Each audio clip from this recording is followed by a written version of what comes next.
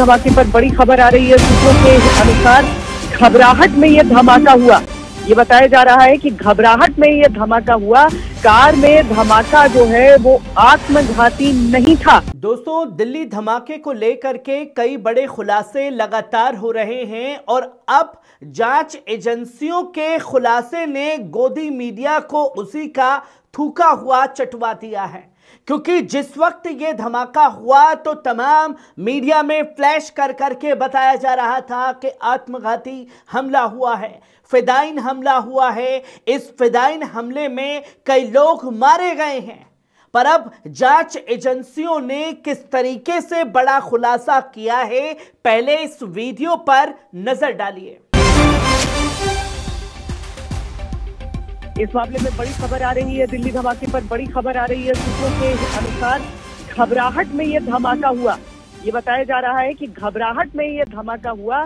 Car में धमाका जो है वो आत्मघाती नहीं था। आपने देखा ये वीडियो है आज तक सबसे तेज, जो सबसे तेज होकर के कल तक ये बता रहा था कि आत्मघाती हमला है, और वही आज तक अब सबसे तेज चलकर ये बताने पर मजबूर हो चुका है कि ये आत्मघाती हमला नहीं था, ये हमला था और इस हमले में बेगुनाह लोग मारे गए हैं। पर इस हमले को लेकर के जो सवाल खड़े होने चाहिए थे, वो सवाल आखिरकार क्यों गोदी मीडिया से नदारद है। जहां सवाल ये खड़ा होता है कि इतनी भारी मात्रा में विस्फोटक सामान लेकर के कैसे आतंकी उमर जो है गाड़ी को इधर से उधर घुमाता रहा।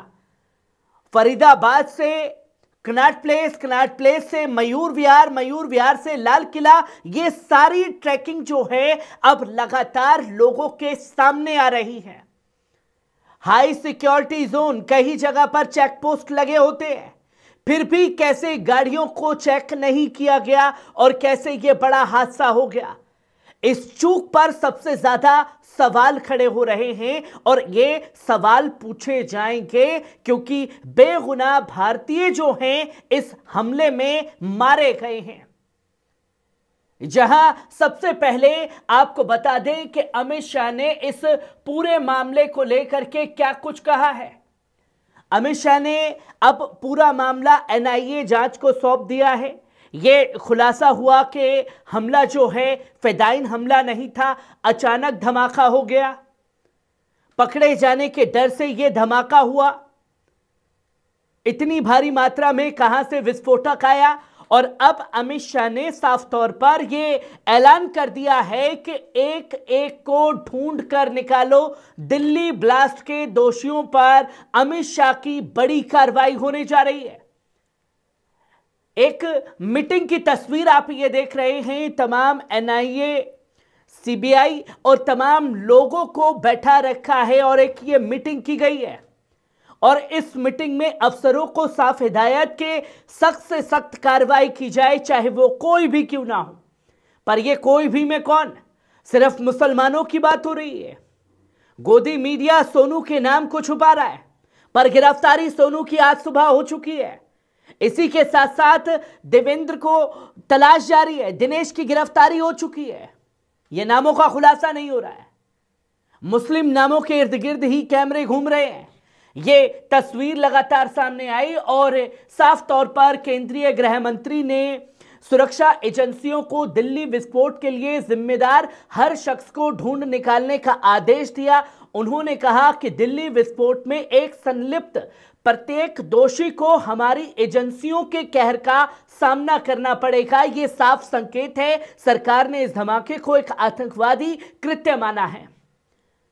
गाड़ी किसने खरीदी, किसके नाम पर यह गाड़ी थी, रजिस्ट्रेशन किसके नाम पर था, और लास्ट किसने खरीदी और वो किसके नाम पर थी, इन सारे नामों का खुलासा होना चाहिए। साफ तौर पर अंदेशा जो भी होगा उसे धर दबोचा जाएगा। ये तो बात हुई गृह मंत्री की जो उन्होंने कही।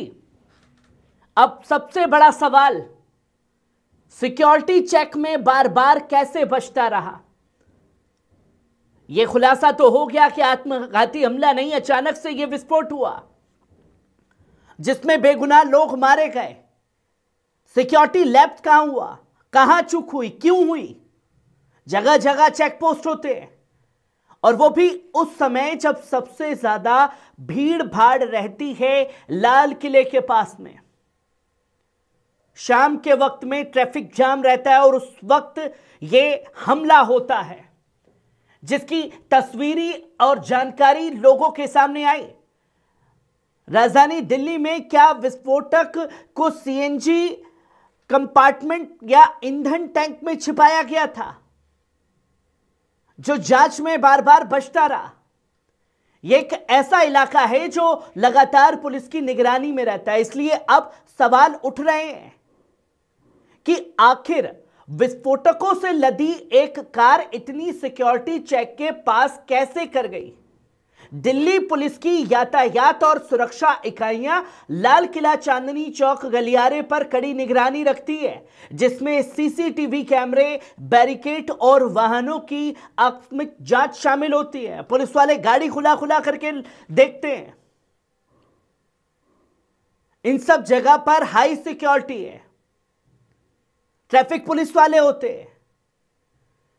अमूमन तो इतनी देर तक गाड़ी खड़ी रहने ही नहीं दी जाती वहां पर, तुरंत आकर के चालान कटते हैं गाड़ियों को उठा लिया जाता है, आगे भेज दिया जाता है। यह सिक्योरिटी लैब्स पर सवाल है, क्यों चूक हुई। विस्फोट से कुछ घंटे पहले I-20 हैचबैक इन्हीं रास्ते से गुजरी थी।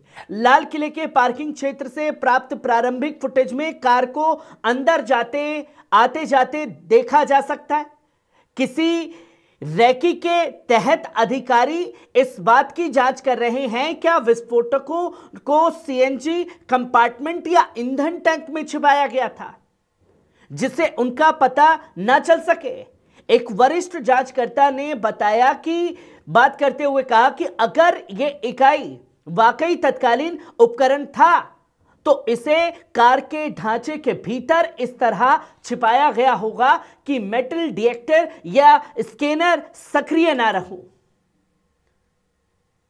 विस्फोटक सामान इतनी भारी मात्रा में कैसे लेकर के पहुंच गया इतनी आसानी से। कई लोगों के नाम पर ट्रांसफर हुई है गाड़ी, और मैं बार बार अपनी रिपोर्ट में यह बता रहा हूं कि मीडिया में एक नाम का उजागर किया जा रहा है, सलमान के नाम का। सलमान के नाम पर पहली गाड़ी थी, सलमान के बाद देवेंद्र ने गाड़ी खरीदी, और अभी करंट जो मालिक का नाम आ रहा है वो देवेंद्र का नाम आ रहा है। देवेंद्र के बाद में भी 5 लोगों को गाड़ियां बेची गई हैं, 7 ऑनर बदले गए हैं गाड़ी के, पर पहले नाम पर और आखिरी नाम पर फोकस है, और बीच के नाम जो हैं पूरी तरीके से गायब कर दिए गए हैं। क्या कारण है, क्या माहौल बनाया जा रहा है, क्या छुपाया जा रहा है, क्या छापा जा रहा है, ये सवाल लगातार खड़े हो रहे हैं दोस्तों। पर जिस चीज को लेकर के गोदी मीडिया पहले डंके की चोट पर बता रहा था, अब उसी डंके की चोट से निकलते हुए थूका हुआ चाटने पर मजबूर है, और यह बता रहा है कि अचानक यह हमला हुआ था। किस तरीके की तस्वीरें और सामने आती हैं, मैं आप लोगों के सामने हर एक रिपोर्ट को बारीकी से रखता रहूंगा। दीजिए इजाजत, शुक्रिया।